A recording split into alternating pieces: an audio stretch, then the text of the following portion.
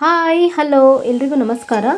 ನಾನಿವತ್ತು ಅಕ್ಷಯ ತೃತೀಯ ಪ್ರಯುಕ್ತವಾಗಿ ಸಬ್ಬಕ್ಕಿ ಮತ್ತು ಹೆಸರುಬೇಳೆಯನ್ನು ಸೇರಿಸ್ಬಿಟ್ಟು ನಾನು ಯಾವ ರೀತಿಯಾಗಿ ಪಾಯಸ ಮಾಡ್ಕೊಳ್ಳೋದು ಅನ್ನೋದನ್ನು ತೋರಿಸ್ತಾ ಇದ್ದೀನಿ. ತುಂಬಾ ರುಚಿಯಾಗಿರುತ್ತೆ. ಒಂದು ಸಲ ಈ ವಿಧಾನದಲ್ಲೂ ಕೂಡ ಟ್ರೈ ಮಾಡಿ ನೋಡಿ. ಹಾಗೆ ಸಬ್ಸ್ಕ್ರೈಬ್ ಮಾಡ್ಕೊಳ್ಳೋದನ್ನು ಮಾತ್ರ ಮರಿಬೇಡಿ. ಇಲ್ಲಿ ನಾನು 1 ಕಪ್ನಷ್ಟು ಹೆಸರುಬೇಳೆಯನ್ನು ತೊಳೆದ್ಬಿಟ್ಟು ತೊಗೊಂಡಿರ್ತಕ್ಕಂಥದ್ದು, ಸ್ವಲ್ಪ ಒಣಗಿಸ್ಕೊಂಡು.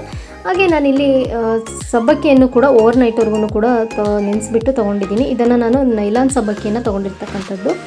ಒಂದು ಪ್ಯಾನ್ಗೆ 2 ಟೇಬಲ್ ಸ್ಪೂನಷ್ಟು ತುಪ್ಪವನ್ನು ಸೇರಿಸ್ಬಿಟ್ಟು ನಾನಿಲ್ಲಿ ಹೆಸರುಬೇಳೆಯನ್ನು ಸೇರಿಸ್ಕೊಂಡಿದ್ದೀನಿ. ಇದನ್ನು ಸ್ವಲ್ಪ ಹುರ್ಕೋಬೇಕಾಗತ್ತೆ, ಸ್ವಲ್ಪ ಬಣ್ಣ ಬದಲಾಗಬೇಕು, ಅಲ್ಲಿವರೆಗೂ ಕೂಡ ಮಾತ್ರ ನಾವು ಹುರ್ಕೋಬೇಕಾಗತ್ತೆ. ಈ ರೀತಿಯಾಗಿ ಹುರ್ಕೊಂಡು ತೊಗೊಂಡಿರ್ತಕ್ಕಂಥದ್ದು.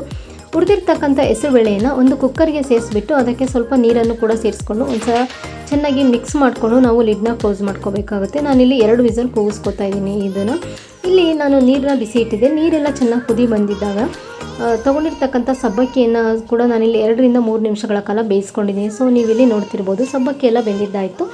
ಈಗ ನಾನಿಲ್ಲಿ ಹೆಸರುಬೇಳೆ ಯಾವ ರೀತಿಯಾಗಿ ಬೆಂದಿದೆ ಅಂತ ನೀವಿಲ್ಲಿ ನೋಡ್ತಿರ್ಬೋದು. ಹೆಸರುಬೇಳೆಯನ್ನು ನಾನಿಲ್ಲಿ ಕಂಪ್ಲೀಟಾಗಿ ಬೇಯಿಸ್ಕೊಂಡು ತೊಗೊಂಡಿದ್ದೀನಿ. ಈಗ ನಾನಿಲ್ಲಿ ಒಂದ್ಸಲ ಚೆನ್ನಾಗಿ ಮಿಕ್ಸ್ ಮಾಡಿಬಿಟ್ಟು ತೊಗೋಬೇಕಾಗತ್ತೆ. ಹಾಗೆ ನಾನಿಲ್ಲಿ ಮತ್ತೊಂದು ಮಿಕ್ಸಿ ಜಾರ್ಗೆ 1 ಕಪ್ನಷ್ಟು ಕಾಯಿ ತುರಿಯನ್ನು ಕೂಡ ಸೇರಿಸ್ಕೊಂಡಿದ್ದೀನಿ. ಹಾಗೆ 2 ಏಲಕ್ಕಿಗಳನ್ನು ಕೂಡ ಸೇರಿಸ್ಬಿಟ್ಟು ಸ್ವಲ್ಪ ನೀರನ್ನು ಸೇರಿಸಿ ಈ ರೀತಿಯಾಗಿ ನುಣ್ಣಗೆ ಪೇಸ್ಟ್ ಮಾಡ್ಕೋಬೇಕಾಗತ್ತೆ. ಹಾಗೆ ನಾನಿಲ್ಲಿ ಬೆಲ್ಲವನ್ನು ಕರಗಿಸ್ಕೊಂಡು ತೊಗೊಳ್ಳಿಕ್ಕೋಸ್ಕರ ನಾನಿಲ್ಲಿ 1/4 ಕಪ್ನಷ್ಟು ಬೆಲ್ಲವನ್ನು ಕೂಡ ಸೇರಿಸ್ಕೊತಾ ಇದ್ದೀನಿ. ಸಿಹಿ ಪ್ರಮಾಣವನ್ನು ನಿಮಗೆ ಅನುಗುಣವಾಗಿ ಸೇರಿಸ್ಕೊಳ್ಳಿ. ಹಾಗೆ ನಾನಿಲ್ಲಿ 1 ಕಪ್ನಷ್ಟು ನೀರನ್ನು ಕೂಡ ಸೇರಿಸ್ಕೊಂಡು ಈ ರೀತಿಯಾಗಿ ಚೆನ್ನಾಗಿ ಕುದಿಸ್ಕೊಂಡು ಬೆಲ್ಲವನ್ನು ಕರಗಿಸ್ಕೊಂಡು ತೊಗೋಬೇಕಾಗತ್ತೆ.